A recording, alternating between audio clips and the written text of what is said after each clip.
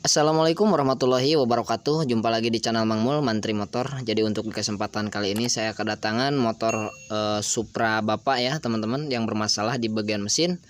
Jadi untuk masalahnya itu, si mesin ini mengeluarkan asap putih dari bagian knalpot ya. Jadi mengeluarkan asap putih saat RPM atas. Nah setelah saya cek, saya lihat untuk di lubang knalpot ya, bisa dilihat ya teman-teman ya. Kita colek. Nah, pakai 2 jari. Bisa dilihat untuk teksturnya itu di bagian knalpot itu lengket ya teman-teman. Kurang jelas ya. Pokoknya lengket ya. Jadi saya analisa di bagian knalpot, ternyata untuk kondisinya lengket seperti ini. Nah, otomatis untuk mesinnya ini akan langsung saya eksekusi di bagian depan mesin ya. Jadi akan langsung saya eksekusi di bagian depannya seperti biasa, di bagian seal klep dan juga ring piston ya. Tapi nanti kita lihat dulu untuk cleaner boringnya itu seperti apa, kondisinya seperti apa, dan bagaimana kondisinya, apakah harus quarter atau enggak. Simak terus videonya dan tonton sampai habis. Dan buat teman-teman yang belum subscribe, jika berkenan silahkan tekan tombol subscribe-nya.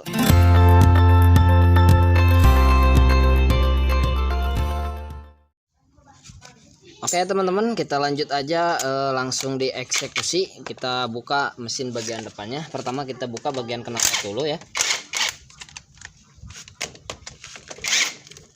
Untuk membuka knalpot di motor Supra Bapak ini menggunakan kunci 10 ya untuk bagian depan. Nah, karena knalpotnya customan, jadi baut belakangnya juga sama, menggunakan kuncinya kunci 10 tapi baut 12 ini ya.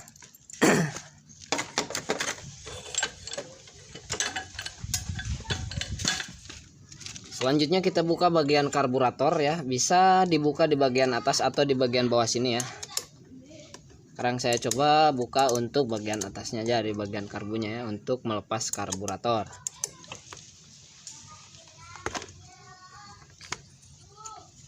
Oke, untuk karburator sudah kita lepas. Kita lepas bagian baut ini ya teman-teman. Kita buka bagian bawah sini, bagian tutup.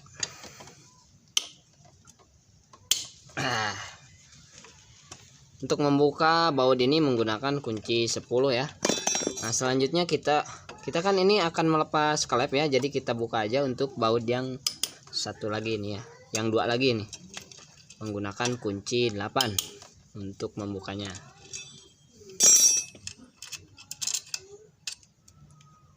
Dan selanjutnya kita buka tutup ini ya. Nah, seperti ini teman-teman. Kita buka sentrik menggunakan kunci 8 ya, untuk melepas gigi sentrik. Nah, untuk melepas gigi sentrik, jadi kan ini posisi dia berputar ya, saat kita putarkan kuncinya itu dia ikut berputar. Nah, untuk melepasnya itu sengaja ini saya tidak menggunakan impact ya. Jadi untuk melepasnya kita cukup kasih hentakan atau pukulan sedikit ya, seperti ini teman-teman, bisa diperhatikan. Nah, ini sudah bisa dilepas ya. Kalau kita putar seperti ini, dia ikut muter, jadi nggak bakal bisa lepas. Jadi cukup kasih sedikit hentakan seperti ini teman-teman. Nah, jadi baut udah bisa dilepas ya. Untuk cara membuka baut di posisi yang bisa berputar. Oke, untuk bautnya ini sudah lepas. Sekarang kita buka aja untuk gigi sentriknya ya, menggunakan obeng seperti ini. Selanjutnya kita buka baut 8 ini di sini ya, pengancing atau pengunci center block ya. Di bagian pinggir ada 2 baut, depan sama belakang. Nah, di belakang sini juga ada kunci center baut ya, menggunakan kunci 8. Kita buka dulu.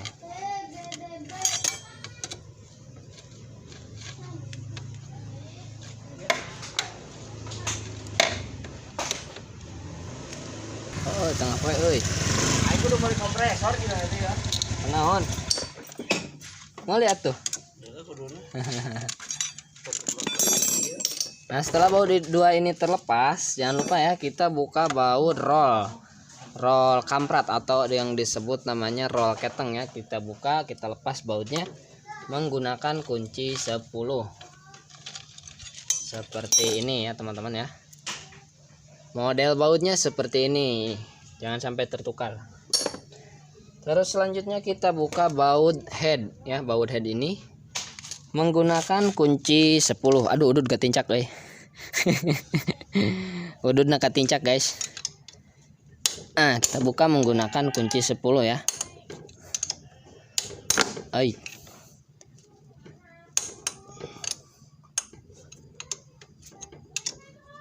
Jadi di bagian head sini ada 4 baut.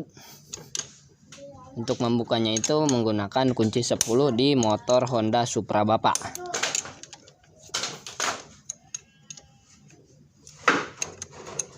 Buat para teman-teman pecinta motor Supra Bapak ya, barangkali ada permasalahan sama seperti motor ini, mengeluarkan asap putih, terus di bagian knalpot agak lengket itu ya. Silakan diperhatikan untuk mengetahui di mana titik permasalahannya untuk masalah seperti ini. Nah, setelah baut terlepas, selanjutnya kita cungkil sedikit ya. Sedikit aja dicungkil untuk melepas head cylinder.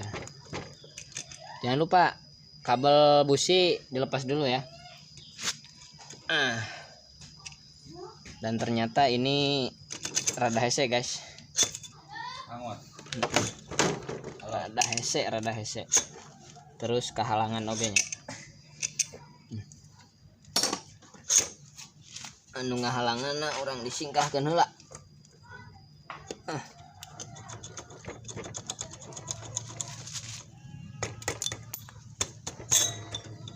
Sama Burinda aja tetep.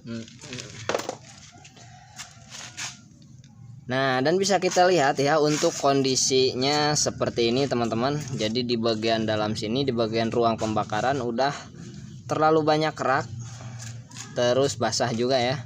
Otomatis kalau permasalahan seperti ini, businya itu cepat mati ya. Businya itu cepat mati. Busi baru berapa hari mati lagi, ganti busi lagi, nyala berapa hari mati lagi. Makanya kalau tidak segera diperbaikin, masalahnya akan terus seperti itu. Sekarang kita cek untuk bagian liner atau bagian boring ya. Kita lepas dulu untuk bagian pink. Terus di bagian sini ada roll kamprat ya. Kita cek juga. Nah, untuk roll kamprat teman-teman bisa lihat ya. Untuk bagian roll kamprat kondisinya sudah seperti ini. Nah, terus kalau kondisi yang masih baiknya itu ukurannya lebih gede daripada luar ini ya, lebih gede daripada sini, itu agak menjual keluar sedikit ya. Tapi ini sudah habis, malahan mah lebih dalam dari bagian ini ya. Jadi seharusnya ini untuk rollnya diganti, karena akan menimbulkan suara prat-prat-prot apabila si roll kamprat ini tidak diganti. Prat-prat-prot teman, aduh. Selanjutnya kita buka bagian boring, agak keras ya. Nah, apabila agak keras seperti ini kita butuh sedikit kekerasan ya, kita hantam aja. Tapi jangan menggunakan benda yang keras ya, jangan menggunakan besi. Kita gunakan benda yang empuk seperti ini, tapi jangan menggunakan roti ya. Kalau roti itu nggak bakal mempan. Dan untuk kabel businya sepertinya ini di talian guys. Nah, dan ternyata benar sekali ya teman-teman. Jadi untuk si kabel businya ini di talian, jadi tadi agak susah untuk narik ke luar ya. Langsung kita tarik, kita lepas untuk bagian boringnya. Breng.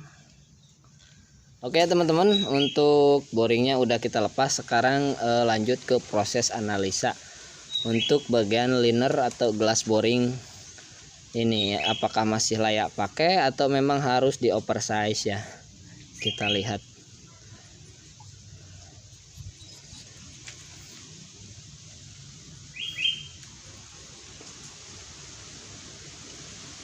Jelas ya. Nah, kalau menurut teman-teman kondisi seperti ini harusnya diapain ya? Kalau menurut teman-teman silahkan tinggalkan di kolom komentar.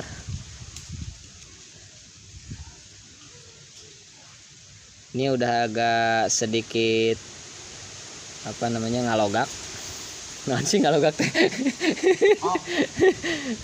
Udah agak sedikit dekok ya. Terus di bagian sini ada garis rambut tipis ya.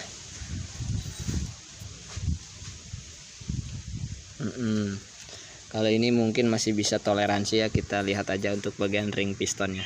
Selanjutnya kita lihat untuk kondisi piston ya teman-teman. Kita buka aja untuk bagian piston, sekalian kita bersihkan. Nah untuk membuka piston ini untuk jaga-jaga aja ya, kita kasih apa namanya safety atau bagian pengaman agar si ring pengancing pen piston itu tidak pas apa namanya loncat, tidak masuk ke bagian dalam. Nah kita kan buka ring seperti ini teman-teman, pengancing pen piston biasanya itu loncat masuk ke dalam, makanya kita kasih lap untuk safety ya, untuk menjaga agar nanti tidak masuk ke bagian dalam. Selanjutnya kita dorong di bagian sini ya, yang tadi.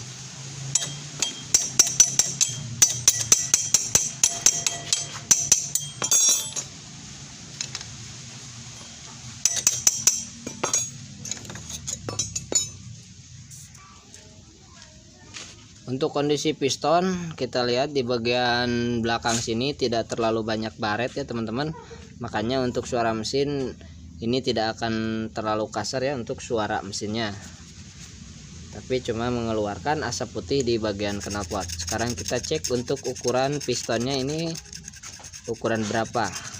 Anggap aja ini gosok-gosok berhadiah ya teman-teman.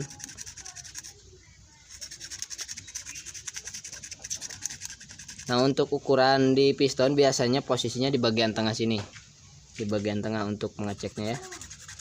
Barangkali teman-teman pengen ngecek piston motor sendiri, bisa dicek, digosok-gosok sampai ketemu atau sampai kelihatan untuk ukurannya. Kurang lebih seperti itu. Untuk diameter standar di piston Supra itu diameternya 50 mili ya. Dan sepertinya tidak katingali. Aduh. Dan untuk pistonnya sepertinya ini masih ukuran standar ya teman-teman. Kita cek aja untuk bagian ring piston. Kita cek kelonggaran atau jarak space ring piston.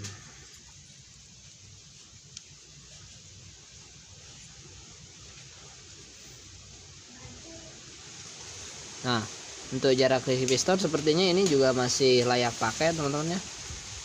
Untuk bagian jarak ring piston masih layak, kurang dari 1 mili ya, ada sekitar 0,5 mili. Ini seharusnya tidak ada kebocoran untuk bagian kompresi ke bagian belakang ya, seharusnya itu tidak ada kebocoran, tapi tetap ring piston ganti. Nah lantas di mana permasalahan yang bisa motor ini mengeluarkan asap?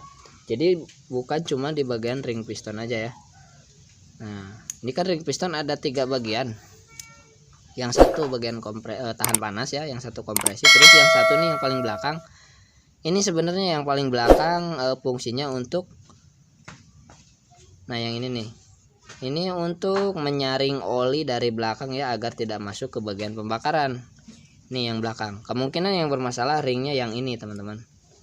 Nah kita lihat ya untuk bagian ring yang bagian belakang. Dan ternyata bisa dilihat ya, gosong ini, di sini ada kegosongan. Oke, pokoknya untuk ring piston ini kita ganti bagian ringnya aja. Selanjutnya kita cek di bagian klep, di bagian palep ya, bagian depan. Nah selanjutnya kita analisa di bagian head atau tepatnya di bagian klep ya. Kita buka aja. Aduh,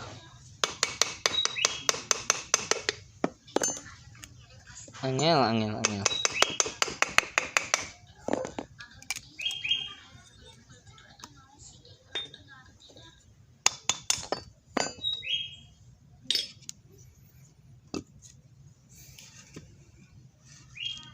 Untuk membuka tutup klep ini, tutup klep yang 2 ini ya, menggunakan kunci 17 ya teman-teman. Kuncinya kunci 17. Tapi di mana kuncinya itu?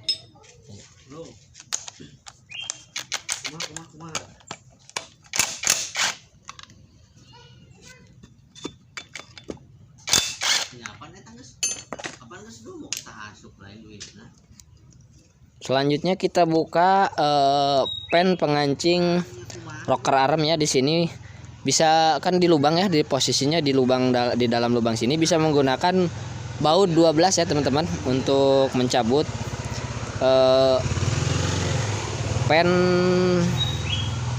pen as rocker arm ya.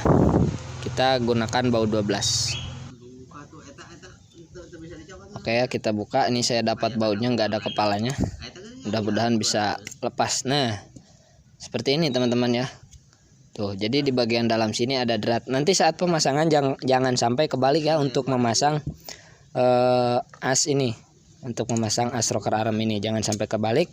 Jangan sampai untuk dratnya posisi di bagian dalam ya, karena nanti akan menyulitkan saat nanti kita bongkar kembali. Nah, udah bisa dilepas.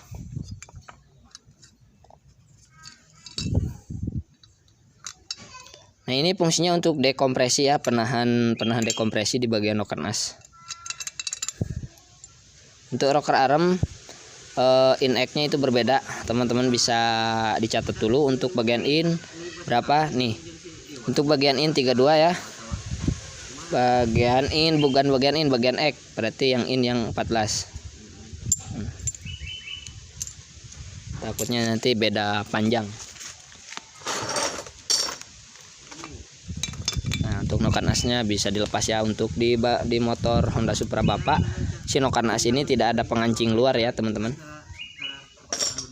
Selanjutnya kita buka bagian klep. Nah, untuk membuka klep di sini kan ada per-peran ya, ada pengancingnya juga.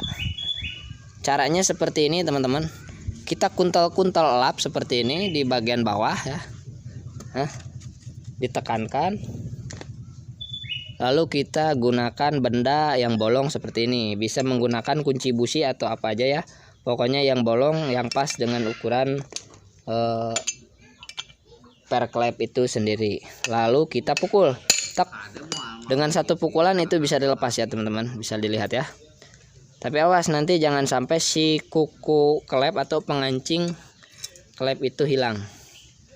Karena ukurannya sangat kecil seperti ini teman-teman. Untuk satulannya lagi, untuk cara membukanya sama aja ya. Diganjel di bawah menggunakan lap. Nah, satu pukulan aja bisa lepas.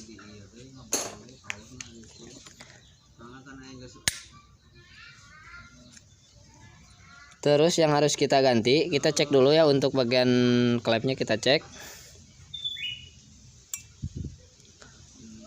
Dan untuk kondisi klep sepertinya di sini masih layak pakai ya, cuman perlu pembersihan atau penggesekan sedikit. Nah, jadi yang mau kita ganti itu di bagian sini teman-teman, di bagian seal klep.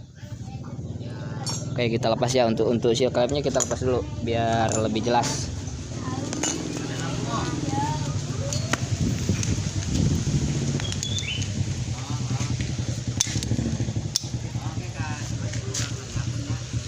Nah, untuk seal klepnya dia sudah lepas ya teman-teman.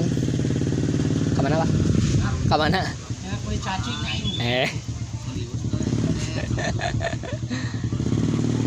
Terus kondisinya udah mengeras teman-teman ya, udah ngeras ya. Jadi ini bisa aja si bagian seal klep ini posisinya sudah tidak meragum atau sudah tidak bisa menyaring oli dari bagian mesin ya.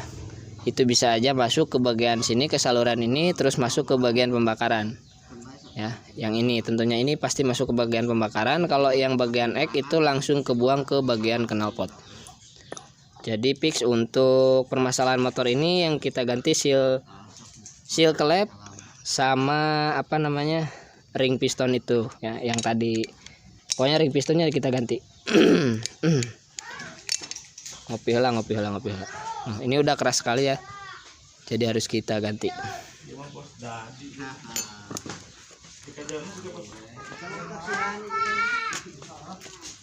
Dan jadi jelas ya teman-teman, permasalahannya ada di bagian situ kurang lebih ya.